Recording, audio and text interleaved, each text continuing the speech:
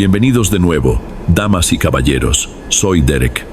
En el episodio de hoy, comparto 6 historias verdaderas y perturbadoras sobre las profundidades de los bosques de México, personas que fueron a las montañas en busca de paz y encontraron algo completamente diferente. Pero antes de empezar, por favor consideren suscribirse y no olviden darle me gusta. Déjenme saber desde dónde están escuchando y qué hora es allá. Gracias a todos. Ahora, empecemos.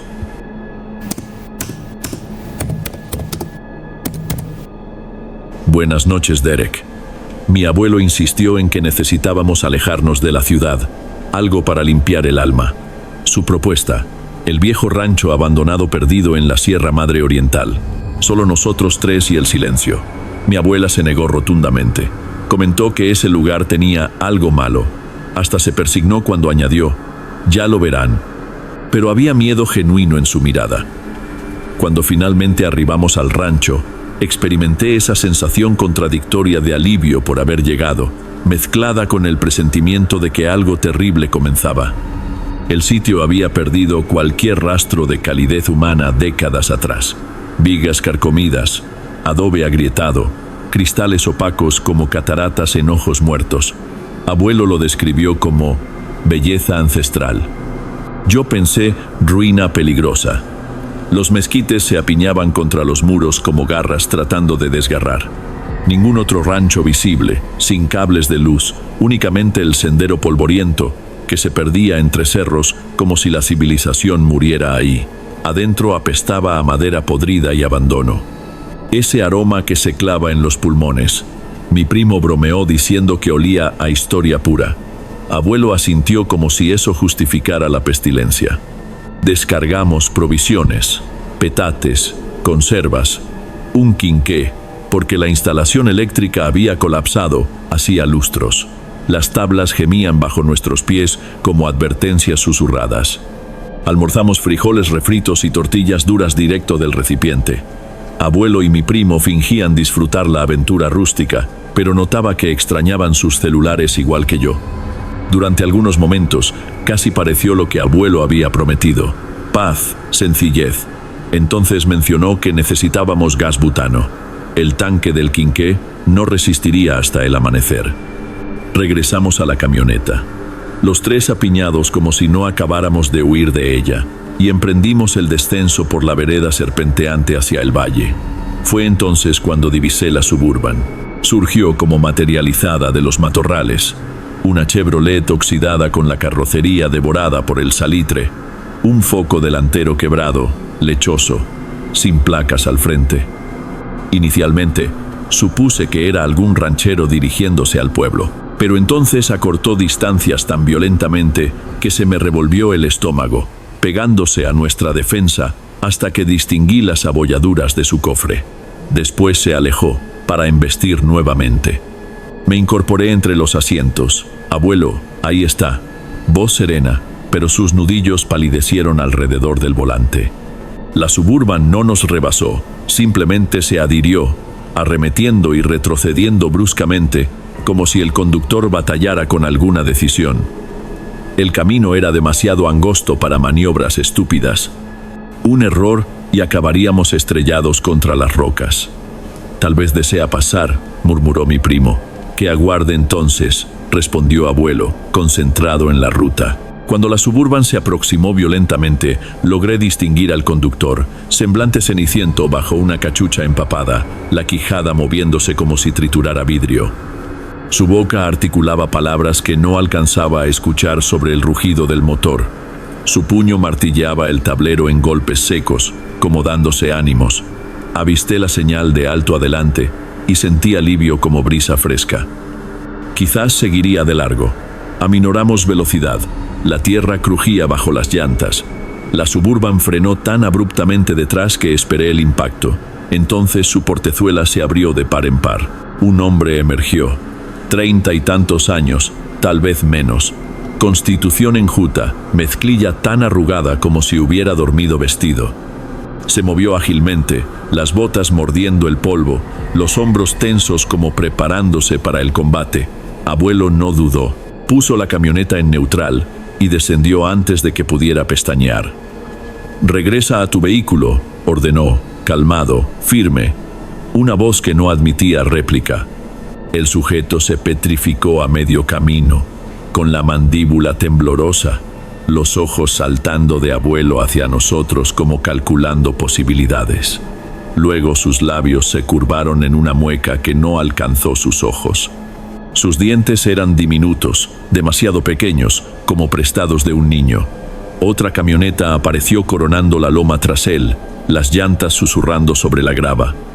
La cabeza del tipo giró bruscamente hacia ella.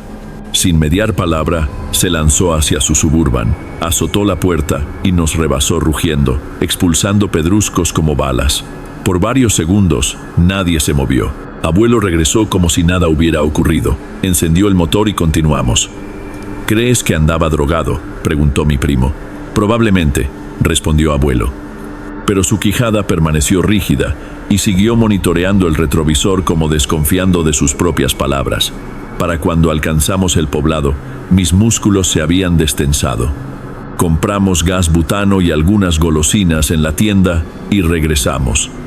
El sol se ocultaba, tiñendo los cerros con rayos dorados y retorcidos, y entonces lo vimos. La misma Suburban estacionada en el retorno izquierdo del entronque, el motor encendido como si hubiera estado aguardando. Abuelo soltó una carcajada demasiado aguda, como cristal quebrándose. Tanta prisa para llegar a ningún lado, comentó, y luego sonrió hacia mi primo. Observen esto. Antes de que pudiera objetar, bajó el cristal, se asomó y gritó: «Oye, pendejo». La cabeza del tipo se volteó bruscamente hacia nosotros. Abuelo comenzó a golpear el volante, vociferando incoherencias como un demente, remedando el berrinche que habíamos presenciado antes. Algo se fracturó en el rostro de aquel hombre. La Suburban dio un salto hacia atrás, las llantas chillando, y luego giró tan violentamente que derrapó. Vino hacia nosotros como proyectil. «Sujétense», advirtió abuelo, y giró el volante. Cruzamos la carretera transversal, rebotando tan fuerte que me castañetearon los dientes. La Suburban nos cerró por milímetros, giró ampliamente, y luego vino rugiendo tras nosotros. Abuelo pisó el acelerador. El vehículo se estremeció como desintegrándose. El motor aullaba mientras ascendíamos por la carretera serpenteante. La Suburban se mantuvo cerca, los faros brillando en el espejo como brasas infernales. Cada curva parecía aquella donde saldríamos disparados. Entonces apareció la entrada a la autopista. Abuelo viró el volante en el último instante, la grava salpicando como esquirlas. Subimos por la pendiente. Detrás nuestro, una bocina resonó prolongada y grave, reverberando por los cerros como lamento de bestia agonizante, y después, silencio.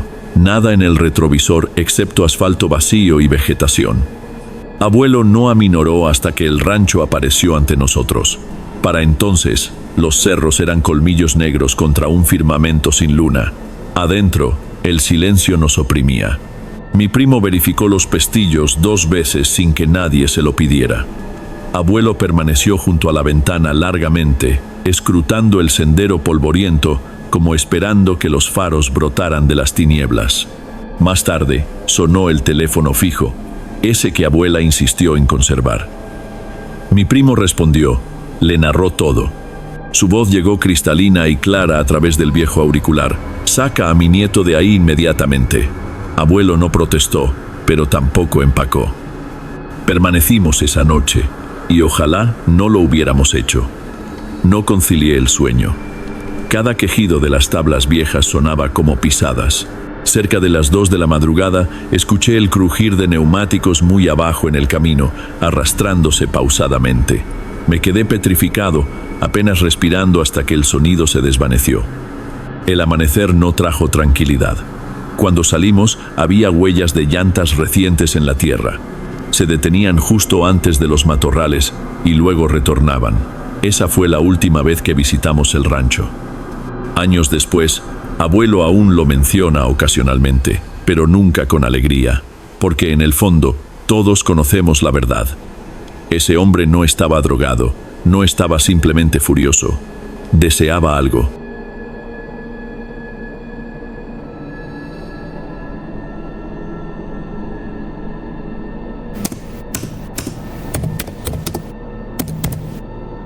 Hola, Derek. La casa no era nuestra. Pertenecía al padrino de Sofía, una vieja construcción perdida en lo profundo de la Sierra de Guadalupe. Sofía la describía como un refugio. Sin internet, sin vecinos, solo una chimenea de adobe y un fin de semana de descanso. Después del trabajo que había tenido, sonaba ideal. El trayecto fue eterno, del tipo que te hace pensar que el GPS se equivocó. Mientras más subíamos, más se vaciaba el mundo. Primero, desaparecieron las tiendas OXI, luego los puestos de tacos y después hasta las casitas de lámina. La última hora no fue más que nopaleras y montañas extendiéndose infinitamente. Cuando el asfalto finalmente cedió a la terracería, juro que se sintió como adentrarse a otra dimensión. Éramos 4, yo, Sofía, su novio, Diego y Raúl, un compañero de Diego que había visto tal vez 3 veces. Raúl resultó ser de esas personas que detestan los silencios, así que los rellenaba con historias extrañas. Durante todo el viaje, recitó leyendas de la sierra, cosas como: si escuchas a alguien gritándote tu nombre en el monte, no voltees. No son ellos. Me burlé. Él no. Fue entonces cuando comprendí que hablaba en serio. Para cuando arribamos, la luz se esfumaba velozmente. La casa parecía extraída de un daguerrotipo: pórtico hundido, chimenea de piedra ladeada, adobe oscuro que parecía absorber los últimos destellos solares. Sin luz eléctrica, sin agua entubada, definitivamente sin señal telefónica. Sofía sonrió como si nos hubiera traído al Edén. Venimos a relajarnos, comentó. La primera noche fue sencilla, confortable, incluso. Prendimos lumbre, destapamos unas cervezas, jugamos lotería a la luz de una lámpara de petróleo. El ambiente adentro olía a adobe viejo y humo, penetrante pero no molesto. Diego comenzó a relatar historias de espantos, del tipo que inventas espontáneamente. Sofía le aventó un cojín cuando intentó asustarla. Reímos hasta que la lumbre se apagó, luego extendimos nuestros petates en el piso.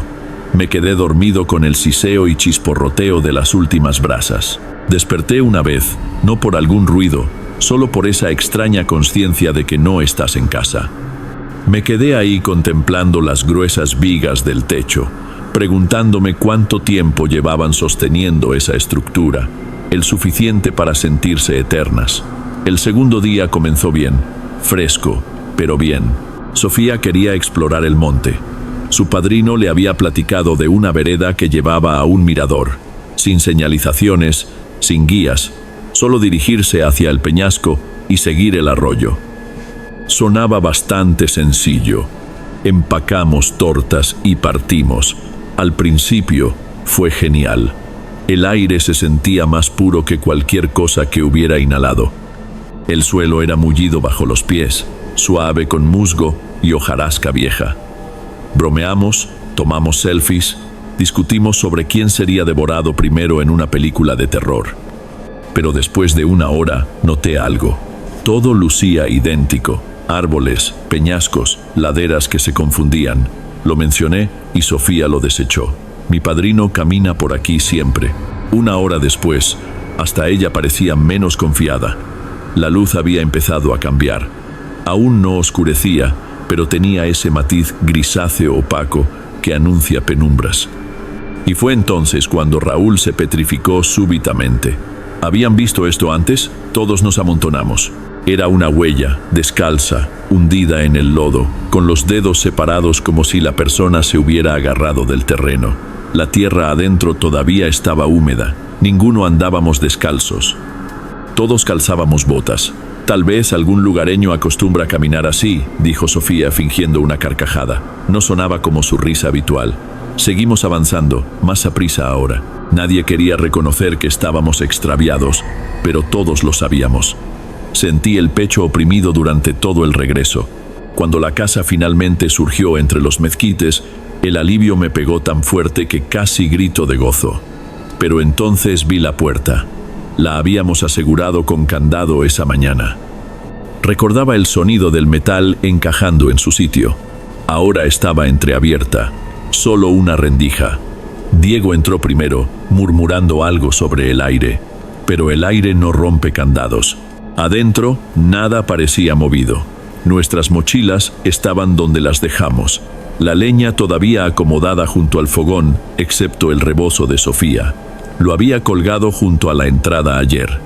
Ahora estaba sobre una banca en la cocina. Nadie comentó nada al respecto. Simplemente encendimos la lumbre y nos quedamos cerca, como si el calor pudiera explicarlo todo.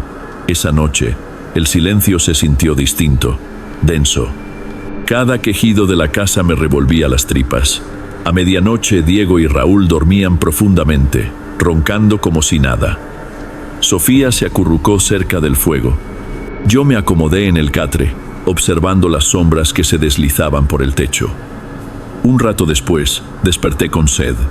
El fuego era mayormente brasas, brillando con un rojo tenue. Fui a la cocina por agua y fue entonces cuando la vi. La puerta trasera. No la habíamos tocado en todo el día. Antes, había visto a Diego batallar con la cerradura. Estaba trabada. Necesitaba ambas manos para cerrarla a presión. Ahora colgaba floja, el pestillo girado. Me quedé ahí un segundo, con el corazón palpitando tan fuerte que dolía. Luego la volví a asegurar. No desperté a nadie. No quise. No sé por qué.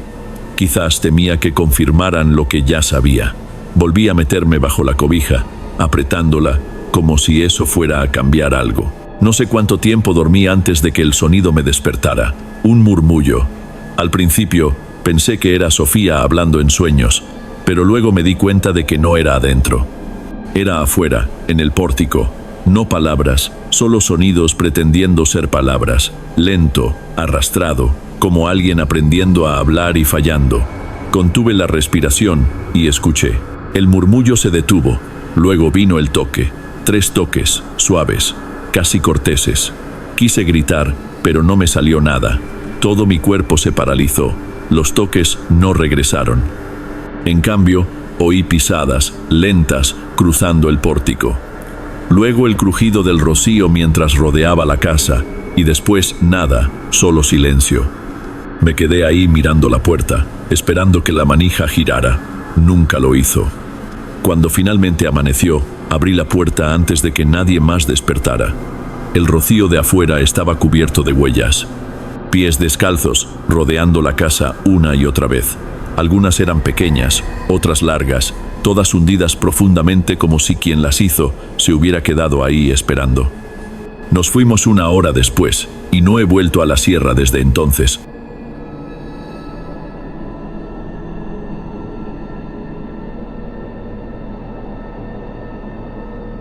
Antes de ir al próximo relato, si eres nuevo por aquí, no te olvides de suscribirte al canal y activar la campanita para recibir las próximas historias. Tu presencia es importante y tu apoyo es esencial. Bien, vamos a continuar.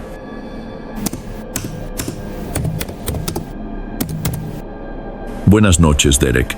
Mi compadre era dueño de este viejo jacal muy metido en la Sierra Madre Occidental. No había ido ahí en décadas.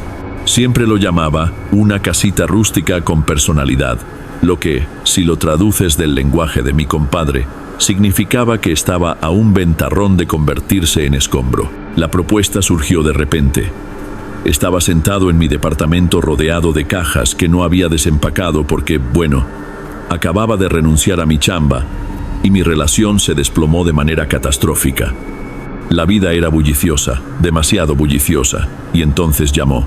Si quieres desaparecer un rato, puedes quedarte ahí gratis, solo no la prendas fuego. Eso fue todo. Sin compromisos, sin condiciones. Honestamente, creo que en parte esperaba que el lugar se incendiara para poder dejar de pagar el predial, pero para mí, esa llamada fue como una cuerda aventada a alguien que se ahoga.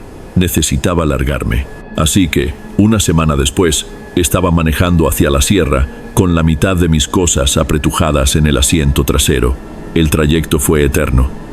2 horas de carretera federal, luego otra hora en estas brechas angostas y serpenteantes que parecían enredarse cada vez más alrededor de los cerros.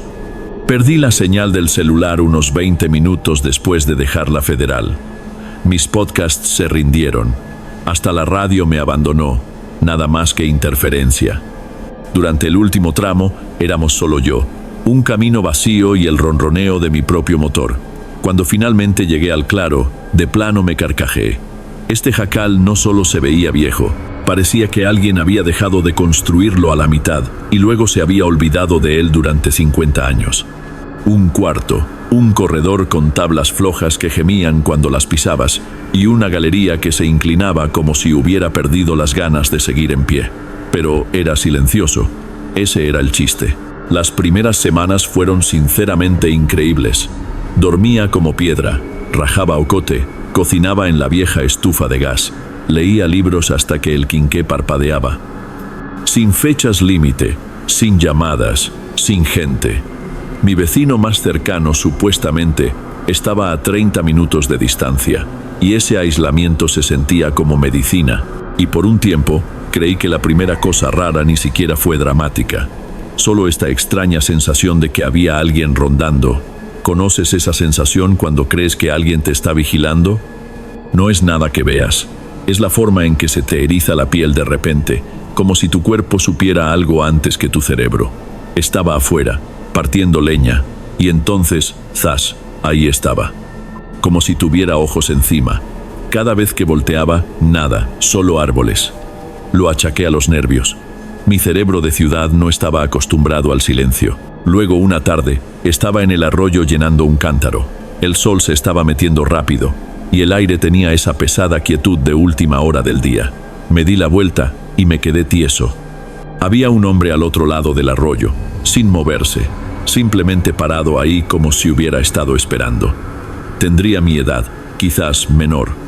Pantalón de mezclilla tan sucio que era prácticamente café, una camisa a cuadros rota y una barba que parecía que se la había recortado con un machete.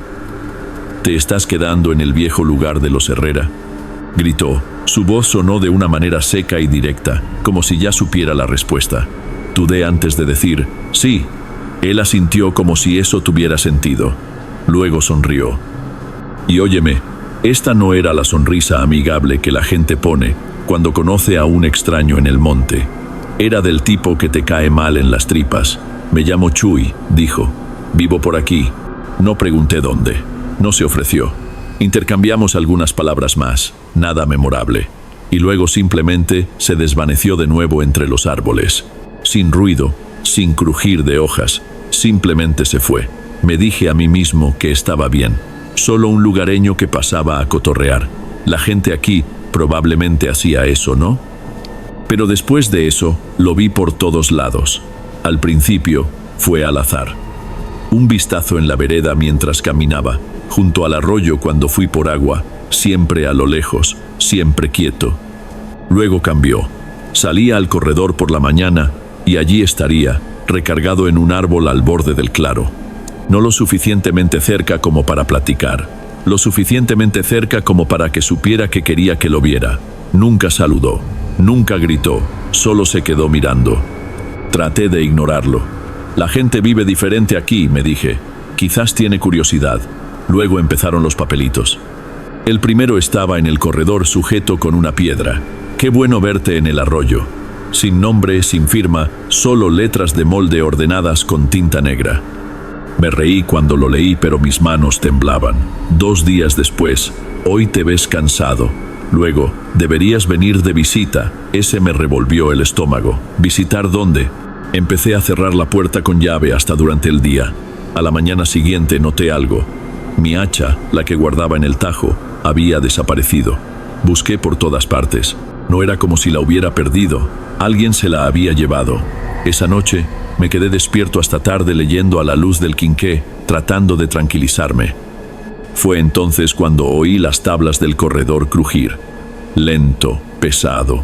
Apagué el quinqué y me quedé tieso. Otro crujido, más cerca de la puerta. Mi corazón latía tan fuerte que apenas podía oír nada más. Agarré la escopeta de la esquina y me senté en la oscuridad, escuchando. Un crujido más y luego silencio.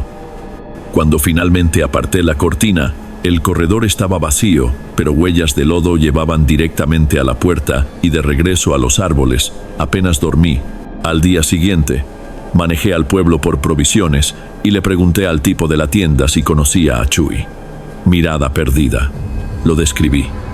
El hombre frunció el ceño y dijo: el único otro jacal por esa zona se quemó hace 20 años. No ha habido nadie viviendo allí desde entonces. Me reí como si fuera broma, pero mis manos no dejaban de temblar. Esa noche, atranqué la puerta con una silla y mantuve la escopeta en mi regazo. Alrededor de las 3 de la mañana, un perro empezó a ladrar afuera, excepto que yo no tenía perro. El ladrido era rabioso, justo afuera de la ventana. Luego se cortó a mitad de un gruñido. El silencio que siguió fue peor que el sonido. Entonces la manija de la puerta giró lentamente, como si alguien la estuviera probando. Grité que tenía un arma y que dispararía. La manija se quedó quieta por un segundo, luego giró para el otro lado. Cuando la puerta no se abrió, oí que se movía hacia atrás. Las tablas allí crujieron 1, 2 veces, y luego nada.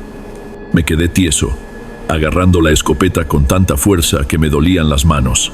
Pasaron 10 minutos, quizás 20. Entonces algo se estrelló contra la pared con fuerza. 1, 2, una tercera vez, como si estuviera tratando de romperla. Eso fue todo. No iba a morir en ese jacal. Salí por la ventana del cuarto descalzo, con las llaves en una mano y la escopeta en la otra. Corrí hacia la camioneta sin mirar atrás. Cuando el motor rugió, pisé a fondo por el camino de la sierra, con el corazón martilleando tan fuerte que lo sentía en los dientes.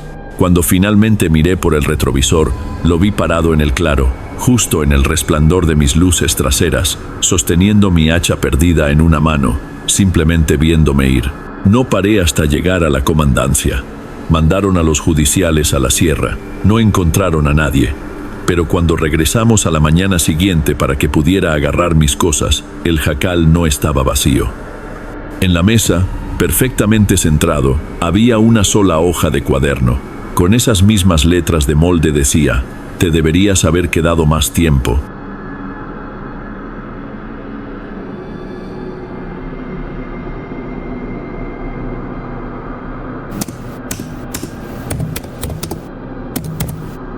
Buenas noches, Derek.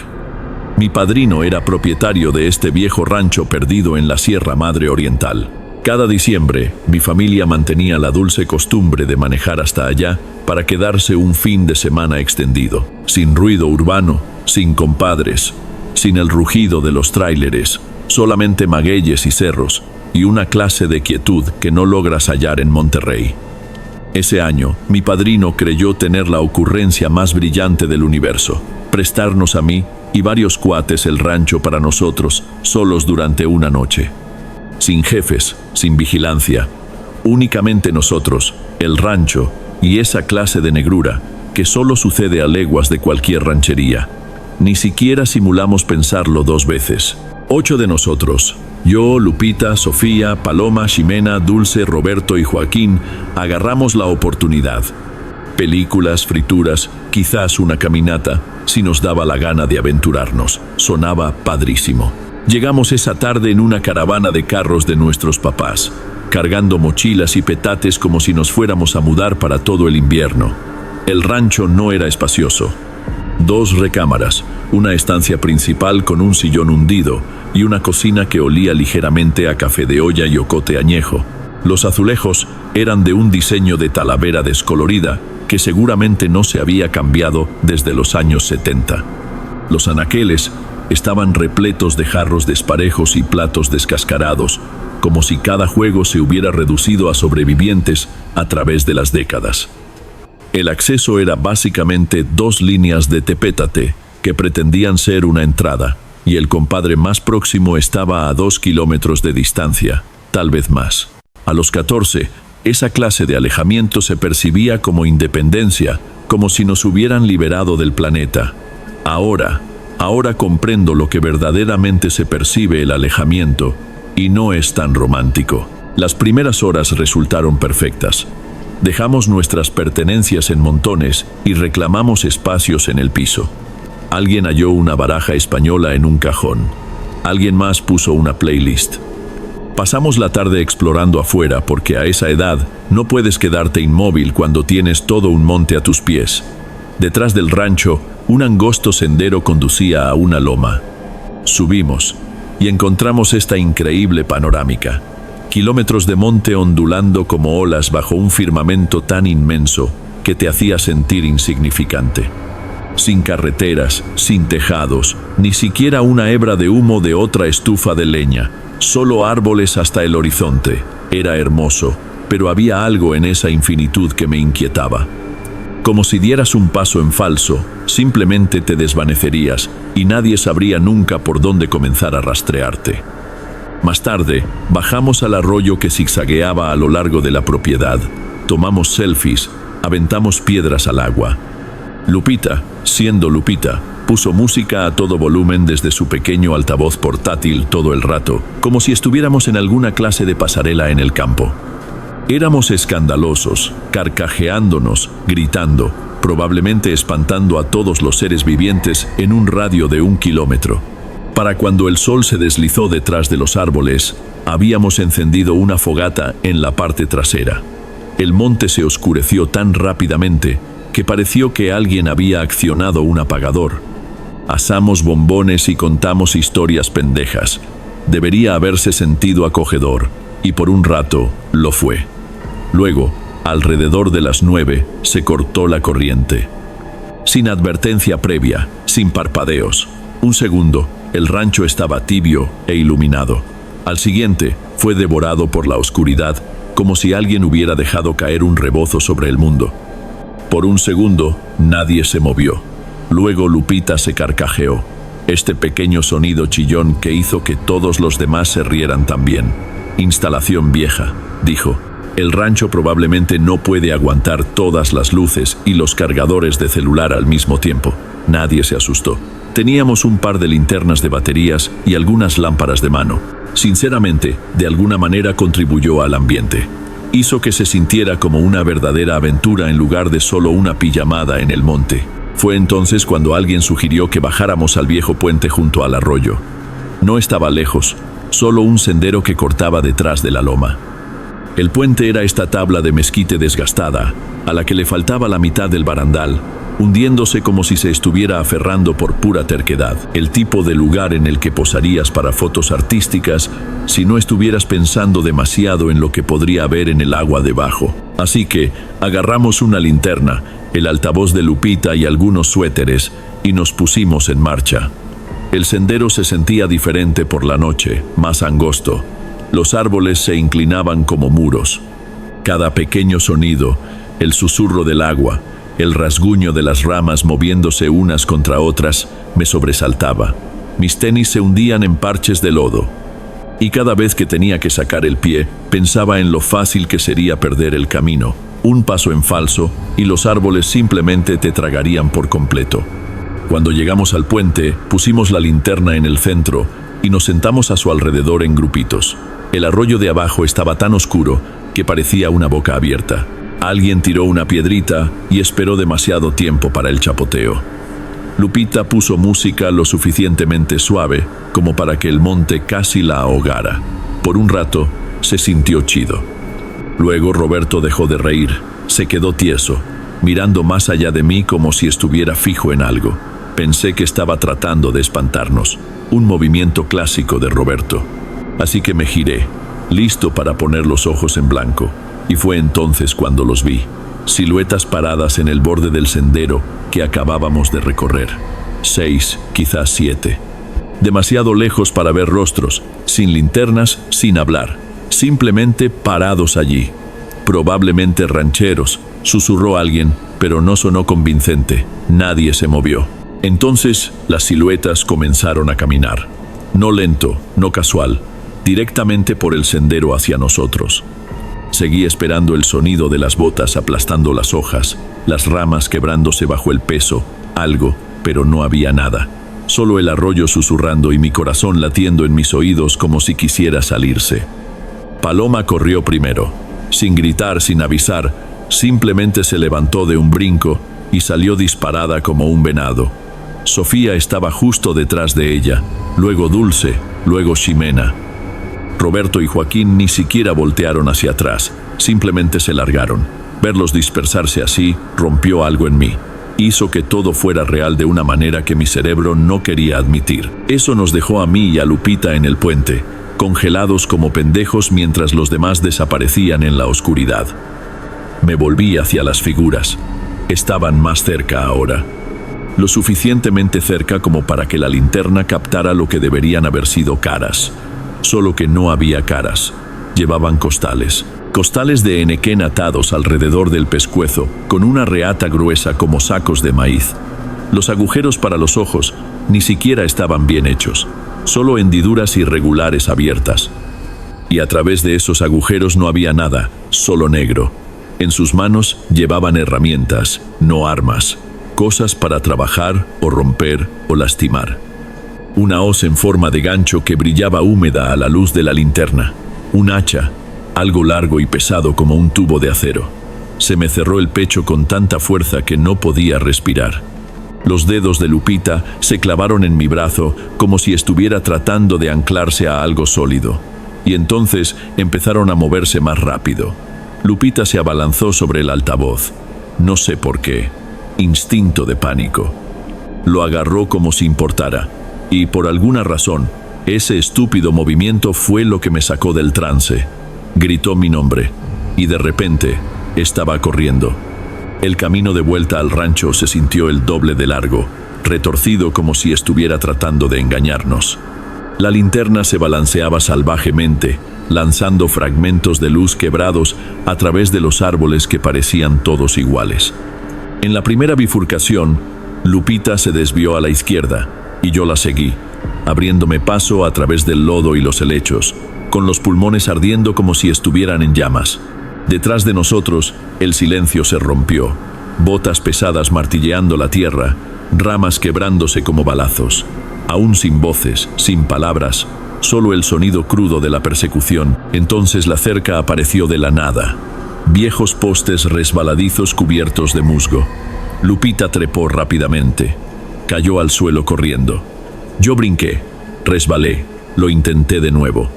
Detrás de mí, esas botas se acercaban más, y entonces juro que sentí una mano. Solo el más ligero roce en mi espalda, como si fueran pacientes, como si supieran que me atraparían eventualmente. Me lancé a la cerca una última vez, y de alguna manera la superé, aterrizando tan duro que me quedé sin aire. Lupita me levantó del brazo, gritándome que me moviera. No paramos hasta que las luces del rancho aparecieron a través de los árboles, un resplandor débil y sucio que se sintió como la única cosa buena que quedaba en el mundo. Llegamos a la galería y cerramos la puerta de golpe detrás de nosotros, cerrándola con pestillo con manos temblorosas. Los demás ya estaban allí, con la cara pálida, en silencio. La mano de Roberto sangraba bastante, un corte profundo en la palma. Dijo que uno de ellos lo agarró, y apenas se liberó antes de que la hoja se hundiera más. Apagamos la linterna. Nos sentamos en la oscuridad, escuchando. Cada crujido del rancho nos hacía brincar, esperando botas en la galería, esperando puños en la puerta. No vino nada. Los judiciales no aparecieron hasta 2 horas después. Registraron el sendero, el puente, la loma. No encontraron nada, ni costales, ni herramientas, ni siquiera huellas.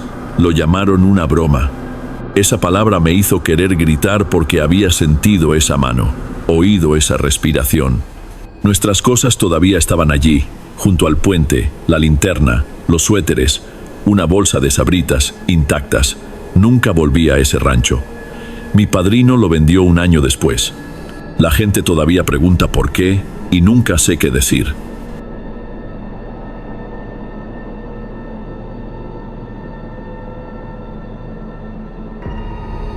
Si te están gustando los relatos, no te olvides de dejar ya tu like, es muy importante.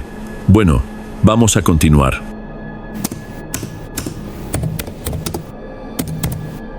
La primera vez que vi la choza, casi no la distingo. En serio, parecía que una parte del monte se había desplomado y se había dado por vencido. La cosa se confundía con el cerro también, que podría haber sido un ahuehuete muerto o un tronco podrido, ligeramente inclinado hacia un lado, con los tablones grises por el agua y el sol, el techo remendado, con un revoltijo de láminas que no combinaban. No salía humo de la chimenea, ni olía a ocote quemándose, nada que dijera habitada. Simplemente estaba allí, una forma vacía, como si estuviera aguantando la respiración y esperando algo. Ni siquiera la habría notado si la ventana cerca del pico no hubiera reflejado la luz del sol en el ángulo correcto. Solo este rápido destello de luz, como un ojo abriéndose por un segundo antes de cerrarse de golpe. Y la cosa es que ni siquiera estaba buscando una choza. Eso no era parte del plan. Mi tío es dueño de un gran terreno aquí en la Sierra de Guadalupe. Kilómetros de montes escarpados, barrancas que parecen no haber visto nunca una huella humana. Viejas brechas madereras que comienzan prometedoras y luego se desvanecen en la nada. Cuando le dije que necesitaba un respiro, un tiempo lejos de todo, dijo: usa el lugar de cacería. Es tranquilo. Así que eso es lo que pensé. Iba a una choza de cacería en condiciones. Quizás rústica, claro, pero algo con paredes de verdad y quizás incluso un corredor. No era eso, ni de lejos. Lo que encontré fue un cuartito, con pisos de tablones por los que probablemente podrías ver la luz del día si se te cayera una moneda, un petate con un colchón tan manchado que parecía que alguien había estado guardando secretos en él, y una estufa de gas que sinceramente me asustaba más que la idea de encontrarme con un puma. La cosa parecía lo suficientemente vieja como para estar en un museo de cosas que explotan, pero no estaba allí por el lujo. No estaba allí por la comodidad. Vine por el silencio, por la falta de señal, sin vecinos, sin ruido de camiones, sin pantallas brillando, solo encinos, solo quietud. Después de los meses que había tenido, la idea de silencio sonaba como un regalo. La caminata no fue mala. El sendero era suave en algunos lugares, y había puntos donde los marcadores estaban tan descoloridos que tenía que entrecerrar los ojos. Pero lo logré. Cuando finalmente llegué a la choza, abrí la puerta de golpe y entré. Lo primero que me golpeó fue el olor, un aroma a humedad y polvo, como a madera mojada y viejos nidos de ratones.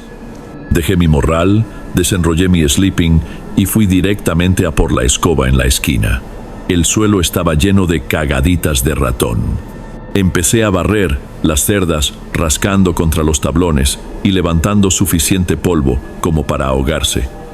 Me lloraban los ojos y me ardía la garganta, pero cuando terminé, el lugar casi parecía decente. No bonito, solo aceptable. Esa primera noche fue fácil. Me senté en la mesita con una lámpara de mano, el cuaderno que traje abierto frente a mí. Me dije que escribiría algo todas las noches, aunque fuera solo una frase. Sin distracciones aquí, solo yo, mis pensamientos y el ocasional gemido de la madera afuera cuando cambiaba el viento. Fue casi bueno, pacífico de una manera que había olvidado cómo sentir. Cuando finalmente me metí en mi sleeping, me sentí tranquilo, como si mi cerebro hubiera bajado una velocidad por primera vez en meses. La segunda noche fue igual. La tercera noche, el silencio era tan espeso que empezó a sentirse como si tuviera peso, como si lo estuviera respirando. Y entonces me desperté y encontré la escoba tirada en la entrada. Me quedé helado, simplemente mirándola. La había dejado apoyada en la esquina, sin duda. Ahora estaba en el piso, en ángulo, como si alguien la hubiera puesto allí para bloquear la puerta.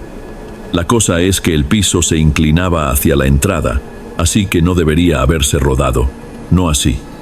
La recogí, la puse de nuevo en su sitio y me reí por lo bajo, como si fuera una broma que apenas cuajó. Me dije que debí de haberla golpeado, lo cual ni siquiera tenía sentido porque estaba en mi sleeping.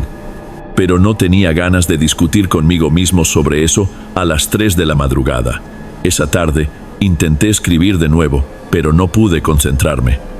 La página simplemente me devolvía la mirada mientras las ventanas se volvían negras, sin cortinas, solo vidrio.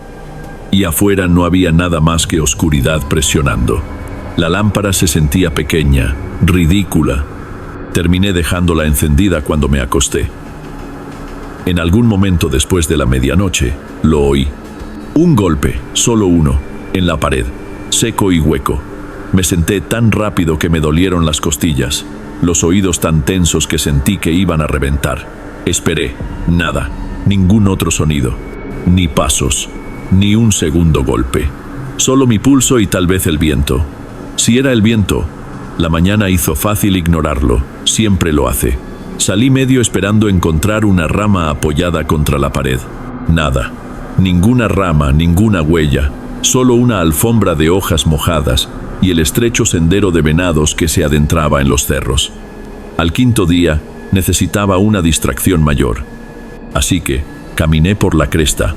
El sendero se estrechó hasta que ni siquiera estaba seguro de que fuera un sendero, solo un pliegue en la tierra. El aire era húmedo, pesado, como si se me estuviera pegando. Y entonces la vi, otra choza. Estaba en una cañada a unas 2 millas de distancia, hundida como si se hubiera rendido hace años. El techo medio derrumbado, la puerta bien cerrada, las ventanas como cuencas vacías. No necesitaba una razón para mantenerme alejado. Cada instinto que tenía me gritaba que no me acercara.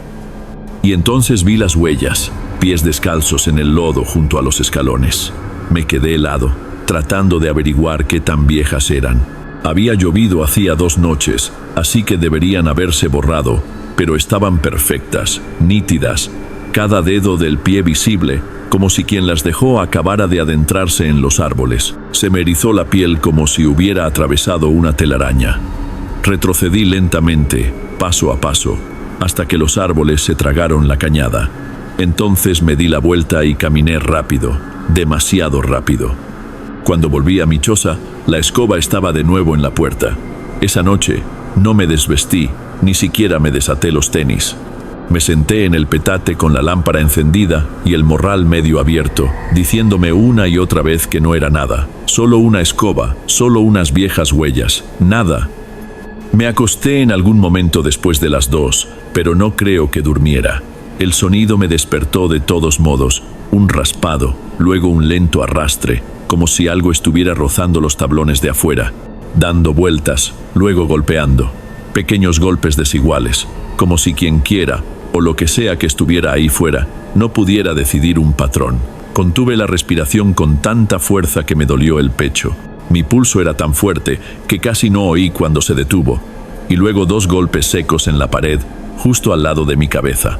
Me senté tan rápido que la lámpara se balanceó salvajemente, proyectando sombras por el piso.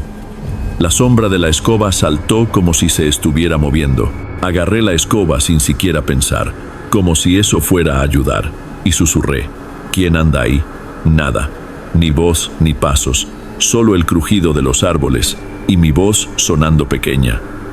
No dormí. Me senté en el piso hasta el amanecer, esperando algo más que no llegó. Por la mañana ya estaba harto. Mi semana no había terminado, pero no me importaba. Empaqué en 10 minutos. Debería haberme ido la noche anterior, pero el sendero estaba raro. Lo que había sido un camino derecho hacia la cresta, ahora se curvaba en un matorral que no reconocía. Los puntos de referencia habían desaparecido.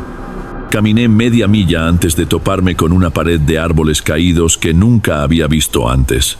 Ramas apiladas como una barricada. Retrocedí, probé otra dirección, otra pared de maleza. Nada de eso parecía natural. Al atardecer, estaba de vuelta en la choza, con las piernas temblando, casi sin agua. Me dije que lo intentaría de nuevo mañana. Esa noche, los golpes no llegaron. El arrastre sí. Largas y suaves caricias por los tablones, rodeando las paredes, a veces deteniéndose, a veces retrocediendo, como dedos trazando costuras. Cuando el primer golpe sonó en la puerta, se me cerró la garganta, y entonces llegó la voz, no de afuera, de adentro, baja, casi suave, desde la esquina cerca de la estufa. No regreses. Me giré con la lámpara. Nada, solo mi equipo, el petate y una mancha en el piso que no había estado allí ayer, extendiéndose como una sombra. Me levanté lentamente, cada nervio gritando, y fue entonces cuando vi la escoba, no junto a la puerta, en el centro de la habitación, de pie, equilibrada como un truco. Algo se movió detrás de mí, aire o aliento. No pude decirlo, y corrí. No agarré mi morral, no agarré la lámpara. Simplemente abrí la puerta de golpe y corrí hacia la oscuridad. Las ramas me arañaron los brazos, las raíces me arañaron los tenis. Corrí hasta que el terreno se inclinó y el sonido del agua rugió desde el arroyo negro. Luego, grava. Tropecé con una brecha maderera y la seguí a la luz de la luna hasta que llegó un camión. El chofer no preguntó por qué estaba sangrando o sin chamarra. Simplemente manejó. Nunca volví.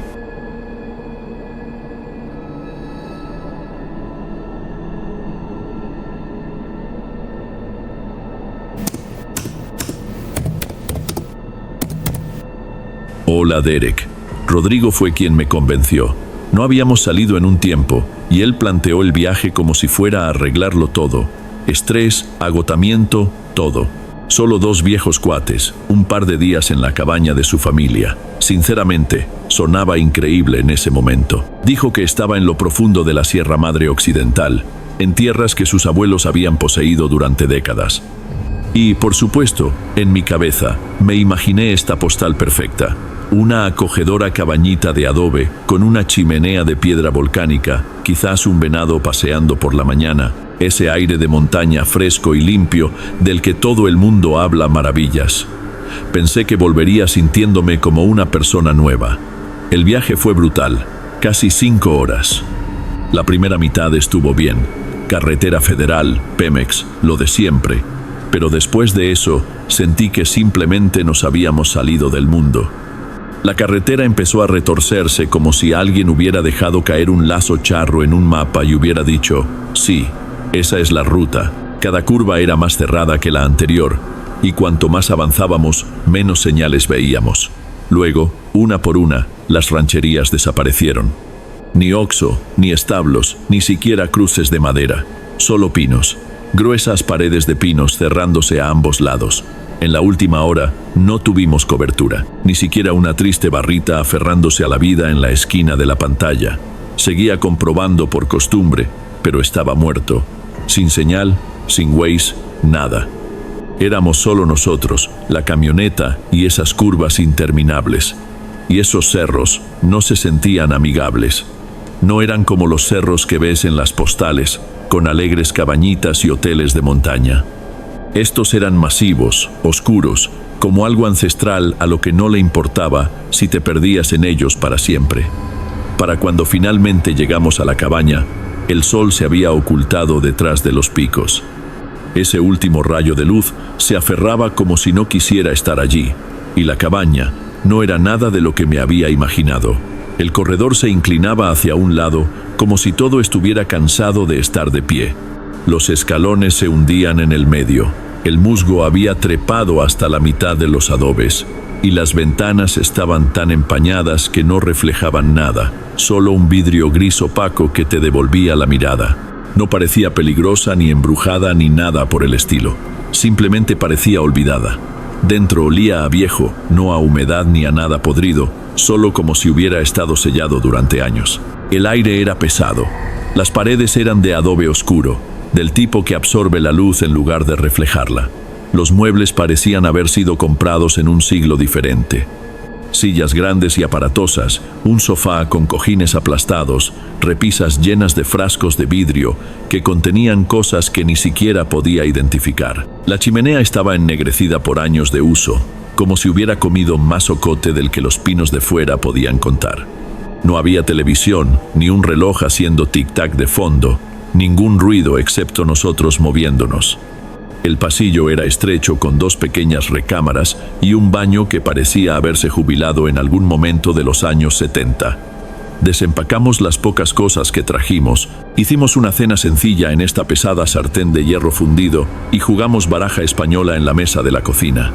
De hecho, se sintió bien por un tiempo, excepto por una cosa, el silencio de afuera. No era como el silencio de una colonia tranquila, donde todavía oyes a un perro ladrar a 2 cuadras de distancia o un carro a lo lejos. Esto era completo.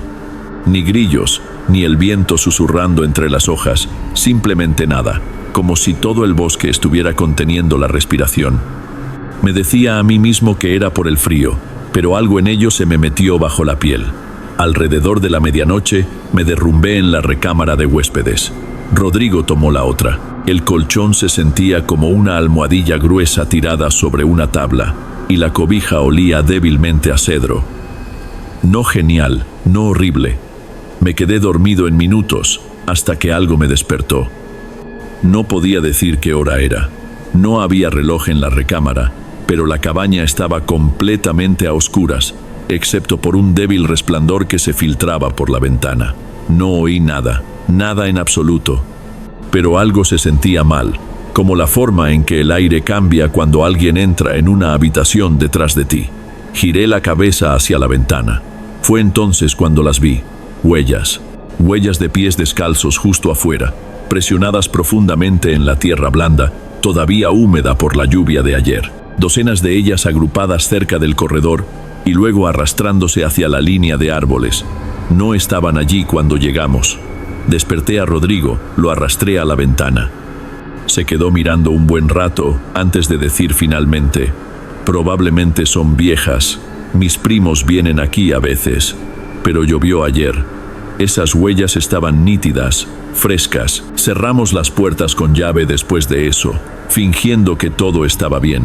Ambos riendo demasiado fuerte porque eso es lo que haces cuando te mientes a ti mismo. La mañana no me hizo sentir mejor. Las huellas seguían allí, más claras a la luz del día, y entonces noté algo más. No había huellas pequeñas, ninguna variación en el tamaño. Cada una era idéntica, misma longitud, misma anchura, como si una persona hubiera caminado en círculos una y otra vez, dejando exactamente la misma impresión cada vez. Se lo dije a Rodrigo. Simplemente negó con la cabeza y cambió de tema. Ninguno de los dos mencionó la caminata que habíamos planeado. Nos quedamos dentro, almorzamos y volvimos a jugar baraja. A última hora de la tarde, las huellas habían desaparecido, no lavadas, desaparecidas. El suelo parecía demasiado liso, como si alguien hubiera arrastrado algo plano sobre él, borrándolo todo. Rodrigo juró que no las había tocado. Le creí. Esa noche no pude dormir. Cada vez que cerraba los ojos, veía esas huellas multiplicándose en el lodo. Alrededor de la 1, oí la puerta principal crujir, lenta, pesada, como si un peso presionara la madera. Me dije a mí mismo que era el viento, excepto que no habíamos oído una sola ráfaga desde que llegamos. Los pinos de afuera ni siquiera se movían. Me senté, contuve la respiración. El sonido se detuvo. Después de lo que pareció una eternidad, me levanté de la cama y desperté a Rodrigo. Nos armamos con un atizador de la chimenea y una llave española de la caja de herramientas. Ambas puertas estaban cerradas con llave. Nada parecía tocado. Terminamos sentados en la estancia principal con todas las luces encendidas, simplemente esperando. Entonces, en algún momento después de las 3, comenzó de nuevo. Pasos en el corredor, lentos, arrastrándose. Las tablas gimieron bajo el peso. Rodrigo susurró mi nombre, y lo vi en su rostro. Él también lo oyó. No nos movimos, ni siquiera respiramos. Los pasos rodearon la cabaña una vez, 2 veces, y luego se detuvieron justo enfrente de la puerta. Esperamos. Un golpe, pesado. Luego otro, más fuerte. Luego el sonido que todavía arde en mi cerebro. El rasguño de uñas o algo más afilado arrastrándose por la madera. Líneas largas y desiguales, lentas y deliberadas, como si quisiera que oyéramos cada segundo. Rodrigo agarró sus llaves y susurró: «Nos vamos», sin discusión. Salimos corriendo por la puerta de atrás, directamente hacia los árboles, sin linterna, sin plan, solo correr. La oscuridad se sentía sólida, como si nos estuviera tragando por completo, pero no paramos. Las raíces nos trababan los pies, las ramas nos rasgaban los brazos, pero seguimos adelante. No miré hacia atrás, pero lo oí, la puerta abriéndose, no rompiéndose, abriéndose. No paramos hasta que llegamos al tepetate. Finalmente, apareció la forma débil de una brecha y luego unos faros. Una camioneta redujo la velocidad, nos vio y nos llevó al pueblo. Más tarde, Rodrigo dijo que su familia volvió. Nunca me dijo lo que encontraron, solo que tapiaron el lugar y nunca más invitaron a nadie allí.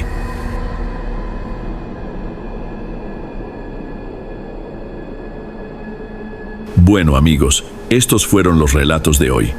Espero de corazón que los hayan disfrutado. Subo nuevos videos todos los días y me encantaría volver a encontrarlos en el próximo video.